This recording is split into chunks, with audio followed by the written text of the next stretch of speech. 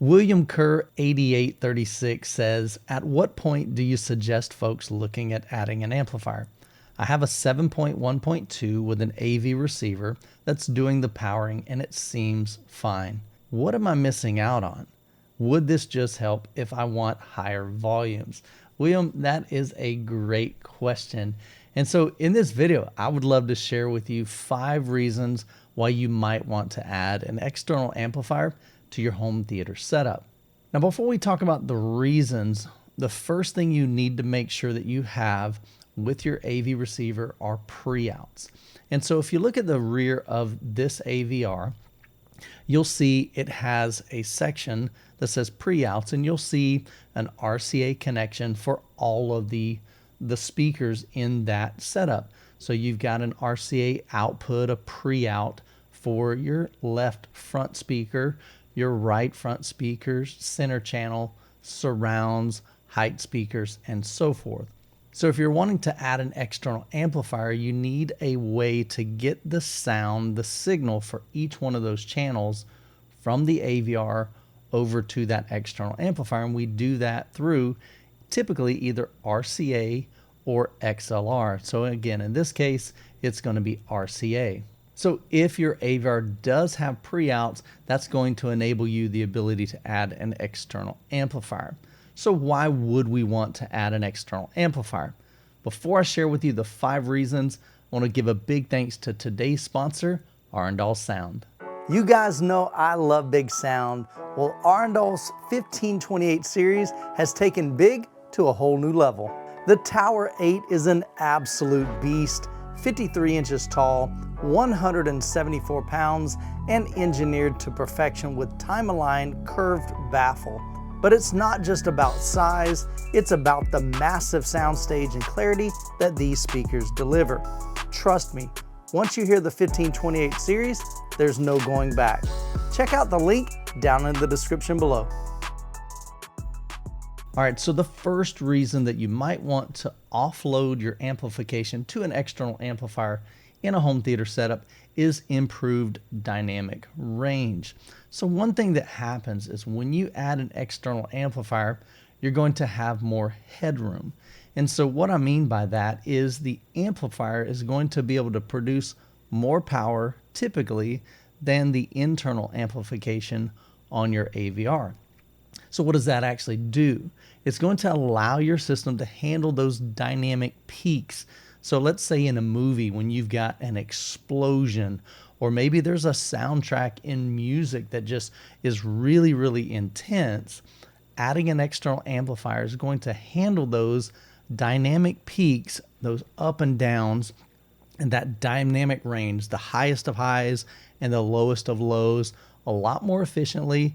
And the biggest thing is without distortion. That massive power supply is going to better be able to handle those dynamic peaks than the internal amplification in an AVR. So if an AVR begins to what I call run out of gas, it begins to run out of the amount of power that it has to sufficiently drive all of your speakers at the same time during those massive, very dynamic scenes during a movie or music. If it starts to run out of gas, you could run into what we call clipping or adding distortion. And so the last thing you want is your speakers to begin to sound harsh, overdriven, and just starting to muddy up the sound, and that can actually even damage your speakers as well. So adding an external amplifier can improve that dynamic range. The second reason that you might want to add an external amplifier is if your speakers are inefficient. Maybe they've got a low sensitivity. So if you look at your speakers ratings, if you look at their specs, maybe on the manufacturer's website, you'll find a section that says sensitivity. So that sensitivity will have a numeric value. Let's say your speakers are 89 dB sensitivity. What that means is the manufacturer fed that speaker typically 1 watt, and they put a microphone 1 meter, so 3 feet from that, and they just measured it. How loud does this speaker get when I feed it 1 watt? And so if it's 89 dB, that's a low sensitivity. So what that tells me is for that speaker to really get its max performance, you're going to need probably a lot of power. Those are power hungry speakers, or what I call inefficient speakers. And so speakers that have a high sensitivity, maybe it's 95 dB, 98 dB. Some speakers are even over 100, 102 dB, 104 dB.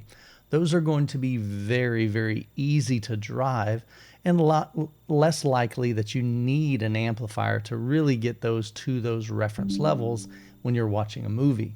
So let's get really practical with this. To increase the volume of a speaker, you need to double the wattage to gain only 3 decibels in volume. So if your speaker is, say, 1 watt gets you 89 dB, to get to 92 decibels, to increase it 3 decibels, you have to double your wattage. So now you're going from 1 to 2. Now keep doing the math on this.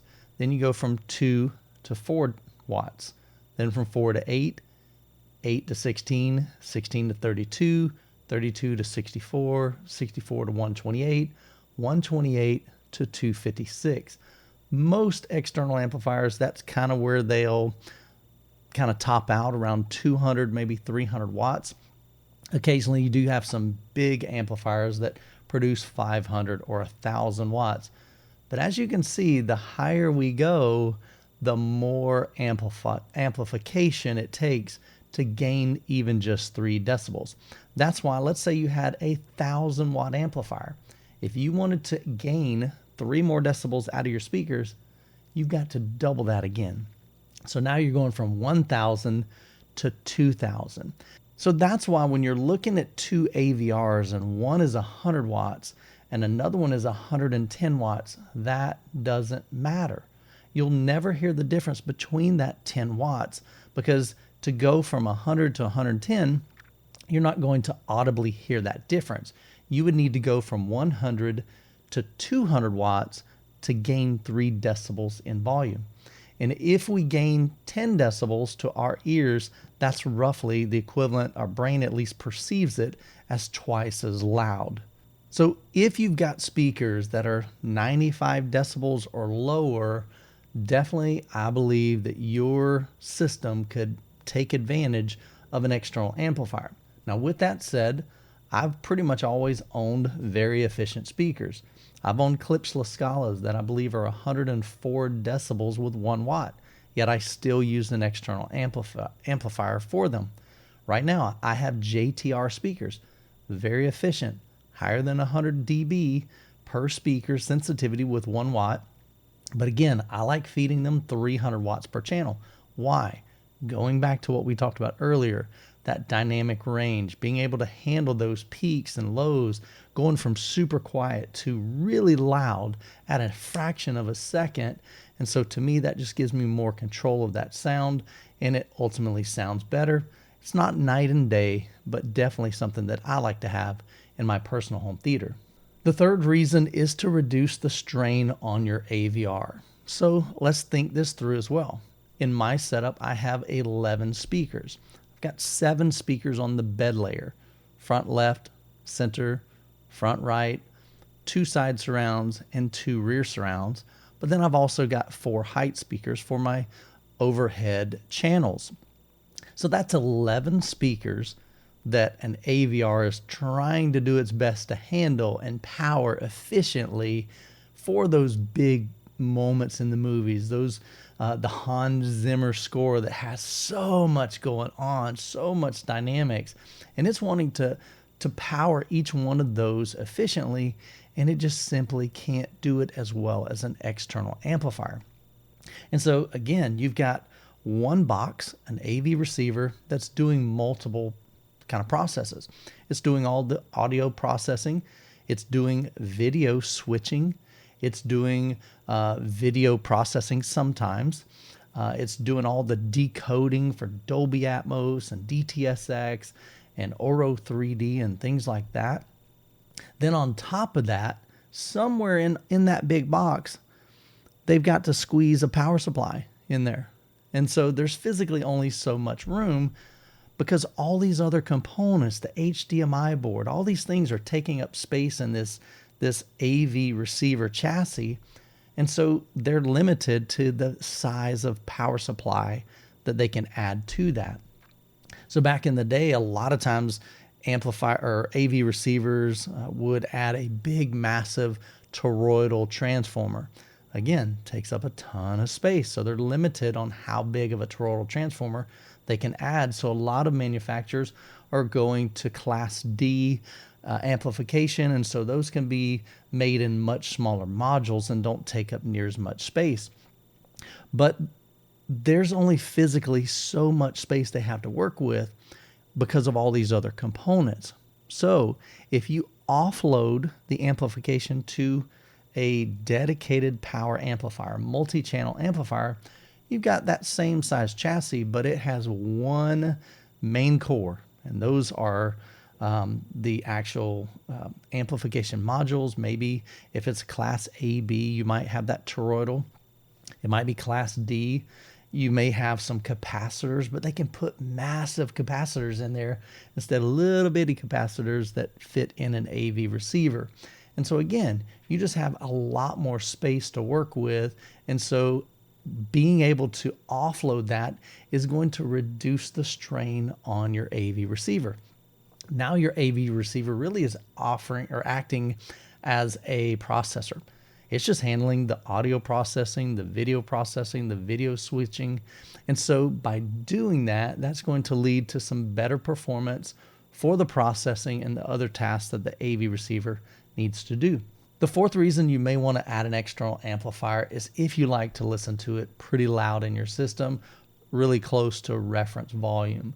Now in my setup, I typically am listening about 10 decibels below reference volume. That's kind of where I like to listen to it. Of course, if you guys come over or if I've got guests over, I like to kind of crank it up a little bit more. I might be about 5 dB below reference. Occasionally I'll listen to for short periods of time at reference volume, but I personally don't like it that loud. But if you like to watch movies at a pretty good volume or you listen to music pretty loud, here again is another reason that you might want to add an external amplifier. By having that external amplifier, your AVR isn't having to do all the work. And as a result, it's going to play those notes. It's going to play those dynamics a lot more cleaner. You're going to have better clarity. One thing I even noticed when I added an external amplifier for the very first time many years ago, we're talking probably at least 15 years ago when I bought my first Parasound amplifier. It was a 220 watt by 5 amplifier. I think I paid $750 for it. It was a lot of money, and it was 10 years old. That's what I couldn't believe. It was so crazy. But I went ahead and invested in an amplifier. I had clip speakers. They were very efficient. I didn't notice a night and day difference, but some of the things that I did notice was I had better separation of musical instruments when I was listening to music. So this was pretty cool to me. So when I was listening to, let's say I'm listening to Hans Zimmer, and you've got a bunch of different musical instruments playing at the same time, or I'm listening to my favorite track, an audio song, you more distinctly, or I was able to hear more distinctly each individual instrument. Instead of all of them just kind of blending together, the amplifier allowed to pick up those subtle nuances, you know, the lips touching together next to the microphone, or, you know, the fingers that are bumping the strings, not just strumming the strings of a guitar, but, you know, the taps and just all these little subtle nuances. I was able to pick up on those audibly with having an external amplifier as opposed to just powering everything through my AVR. So that was an added clarity that I was getting that I didn't get with just the AVR. The other thing I noticed is I even got better bass, like more full bass, even at low volumes. So with the AVR, I found I would have to crank it up pretty loud for my woofers and my speakers to really get going. But if I had an external amplifier, I could have it even at like low to mid volume.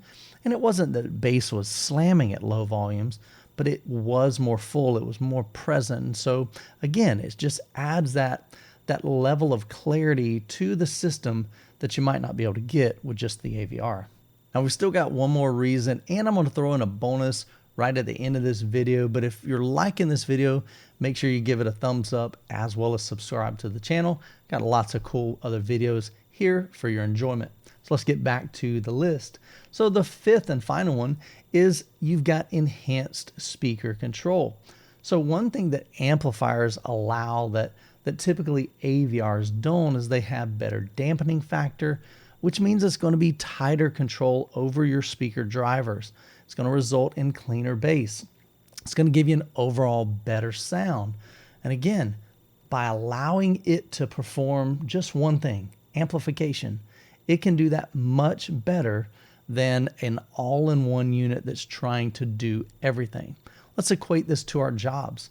If I'm checking email and I'm doing troubleshooting and I'm answering phone calls and I'm fixing everybody else's problem and I'm managing all of that, can I do that real efficiently? Not really. Especially me. I'm a guy. I'm a single focus kind of dude. But if you give me one task, man, I can knock it out of the park because I can laser focus on that and I can do that very, very well. I like to equate that to the amplifier. The amplifier has one job. It amplifies the signals that it's being received from your AVR. And so it takes what it has. It doesn't have to figure out decoding. It doesn't have to do Dolby Atmos. It takes the signal from the left front and it says, okay, I'm going to amplify that and send it right out to that left front through speaker wire. Same thing, center channel, send me the information. I'm going to amplify it, send it right back out to that center channel speaker. So it doesn't have to think, it just does. It's the brute force of your home theater. And so again, I just believe that an external amplifier does have some great benefits for a home theater, but there's some things you got to think through. All right, so here's the last tip. This is just a little bonus one. So another reason you might want to add an external amplifier is it gives you more flexibility down the road when you go to upgrade. What I mean by that is typically amplifiers don't change. The technology, for the most part, doesn't really change. And so that's why if you buy a quality amplifier, it can last you 10, 15, 20 years. To this day, I still have a 2-channel amplifier from Acurus. Rock solid, massive power supply. It's a 2-channel, 200 by 2 watts. 2 by 200 watt channel amplifier. It's just for a 2-channel setup, but this thing is built like a tank. Same thing, there are many other companies out there. Buckeye makes some incredible amplifiers. They're going to last you for decades. Parasound is another great company that makes rock solid amplifiers. So there's a bunch of companies out there that provide these amplifiers. And so, yes, it's expensive to buy into them and to get a quality amplifier, but it's one of those buy once, cry once. You buy it, it's going to last you probably for decades. And then as technology changes, let's say we get a new Dolby Atmos format in 2025. Let's say we get a new DTS-X, maybe it's DTS-Y, and that is a new audio format. Well, now you replace your AVR, or if you've upgraded to separates, which is basically an AVR without the internal amplification. When you upgrade that, you don't have to upgrade your amplifier. You just upgrade the processing. You upgrade to the new features. Amplification, that doesn't really change feature-wise. And so you can buy that and use that with multiple receivers. So in my case, I have a monolith 11X amplifier that allows me to hook up any processor, any AVR. It has XLR inputs, it has RCA inputs. So no matter what type is on the AVR or processor, as long as I've got Preouts, I can get that to the amplifier. And so that amplifier stays. It remains in my system, but I have the ability to upgrade from a Marantz AV7706 to an Anthem AVM70, or maybe I get a Trinov or whatever I end up getting down the road. My amplification doesn't have to change as long as it's still providing clean power There's no hum, there's no buzzes in it, and it's just providing all the channels are still functioning. As long as that is maintaining and as long as it's doing well health-wise, then I don't have to replace that. And so again, it just gives you more flexibility down the road as you upgrade and as you improve your home theater setup. Now I mentioned one of those companies. Now I mentioned a company by the name of Buckeye. Buckeye is a very small company. There's one gentleman that makes these amplifiers, Dylan. He's an incredible dude, and we're actually working with him with Obsessed Home Theater because I truly believe that his brand and what he's building is truly something special. It's very quality. There's not a lot of overhead on there, so not a lot of overhead. Now, one of the companies that I mentioned, one of the companies that I shared with you earlier that provides amplification, awesome amplifiers, is a company by the name of Buckeye.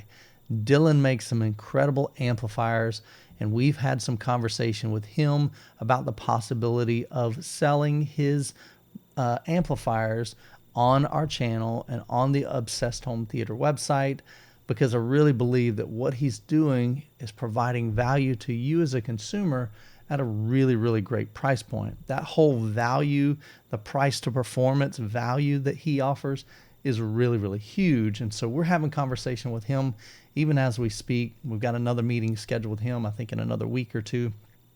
But I would love to be able to figure out a way that we could offer that to you guys and be able to sell those through Obsessed Home Theater. And so be on the lookout for that. Well, guys, if this video has been helpful, make sure that you like and subscribe to the channel because I've got plenty of content coming your way.